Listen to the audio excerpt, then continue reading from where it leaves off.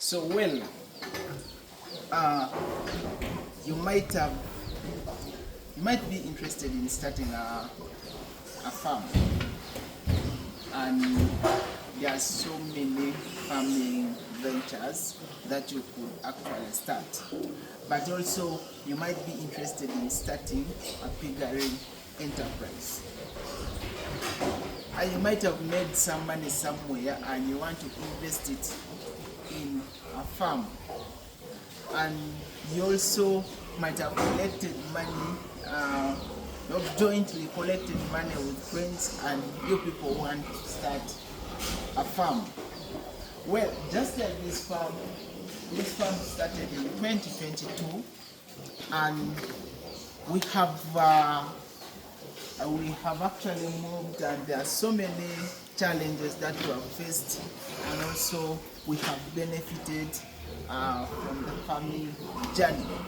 So when you want to start a farm, first is having a concrete decision to go into farming, because you're going to invest time, resources in looking for information, and you really want to establish a farm. So the more time you put in getting vital aspects of that farming journey, the better, and it actually prepares you for the actual practical work when you're really doing the real thing. So looking at piggery, a very good profitable venture, and you can really see that pigs have a high multiplication rate. You see, these piglets are just from one sow, one mother.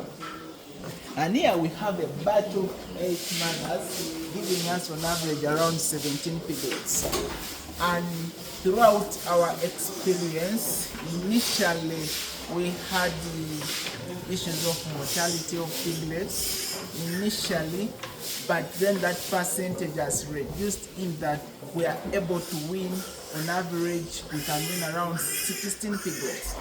But still, even though you got 16 piglets and you're able to win 13 piglets, that is very good. But throughout your farming journey, when you're doing the practical work, you learn that there are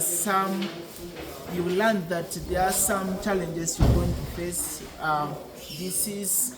This is a life venture. There is disease can come, and you're not prepared, you do not have a right team, management team. A veterinary doctor is key, and you find that disease attacks your farm and you cannot have a way out. So we have actually tried as much as we can to see that all those pieces are together, in that our winning percentage is high.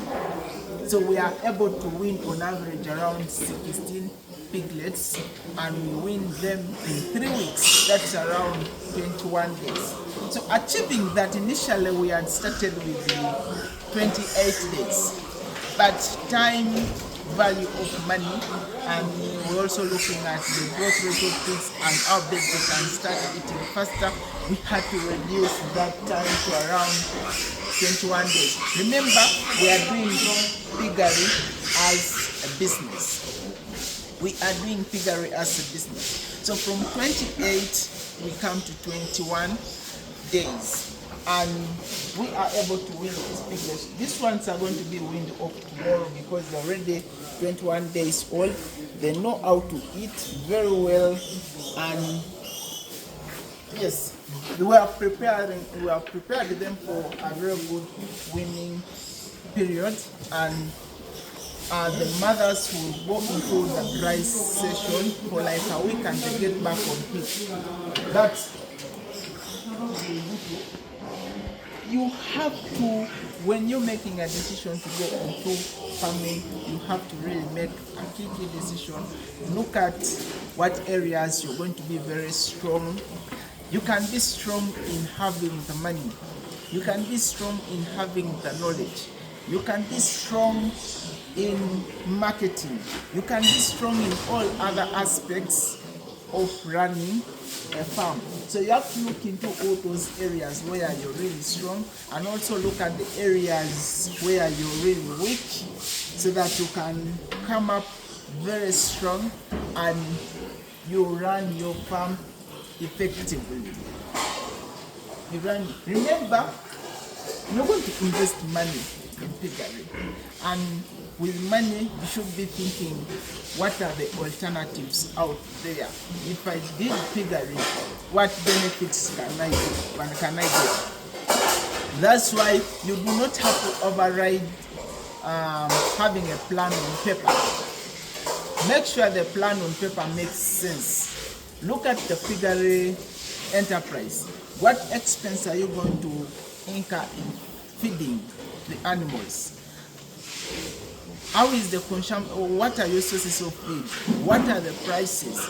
What is your benefit? How much? Remember, feed takes over around 75% of the costs you put into production, and you want to see that you can reduce that cost, and also you see that you really benefit a lot. A pig might not be really a big problem, because it will give you a number of piglets. It will produce, they will keep producing, and a pig produces 2.5 times a year. But now your issue is, how are you going to grow those piglets? There are so many opportunities in pigs, in that someone can do farrow to finish.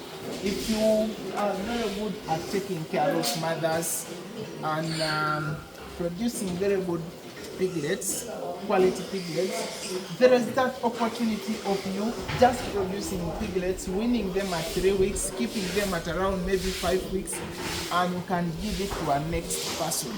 That is farrow to win. Then this person can continue from a fattening process. From fattening, he also has to set his timelines, when he's going to sell, at what weights, and how the pigs are going to grow. So you look at those timelines and you see that, is it making economic sense? Can I do farrow to win, or you can win and fatten the piglets, or you can also do the long process. Here we are doing the long process. This is a breeding stock. We have some pigs that we always sell to some other farmers out there, so that they can start their enterprises. And usually we do accept booking of the pigs. Then now you can actually pick your pigs at a set date. So this is breeding stock. And even with breeding business, it's also different altogether. What kind of genetics are you dealing with? What is the quality? How are the piglets? How many piglets can you get per mother? How is their mothering ability, mothering traits? You have to look in all that if you're interested in your breeding business. And you look at how is the boa traits that you're going to use in case you're interested in producing a quality pork. There is also that business of you dealing in semen business. So you look at all those opportunities, and see farming, see piggery.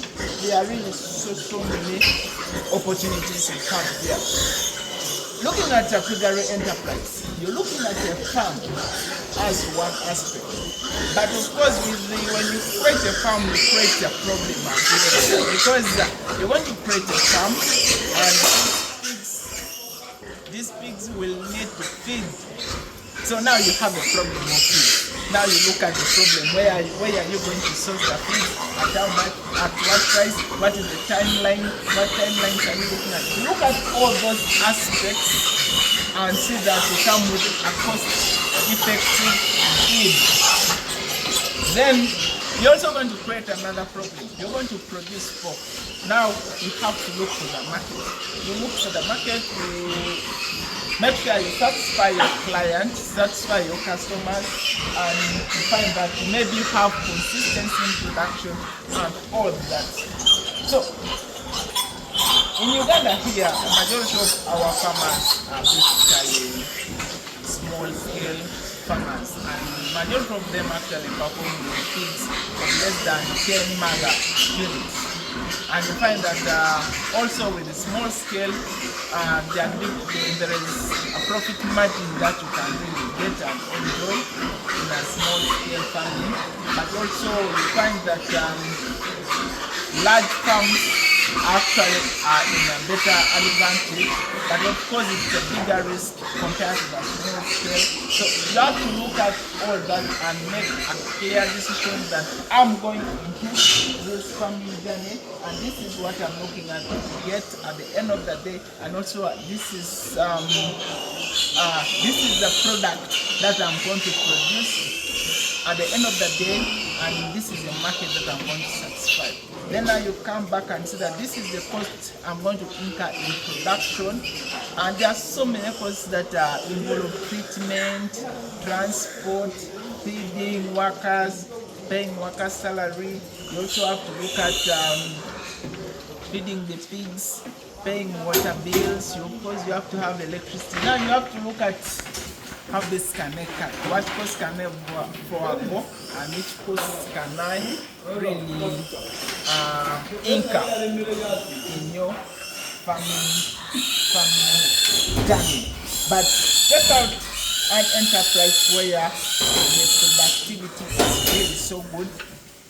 A pig produces 2.5 times a year, and so you need to really study into the enterprise so well. Then you go into it when you're really prepared and you made a decision, a clear decision, and you can run your venture. So you're looking at an enterprise that you can run for around 4 years.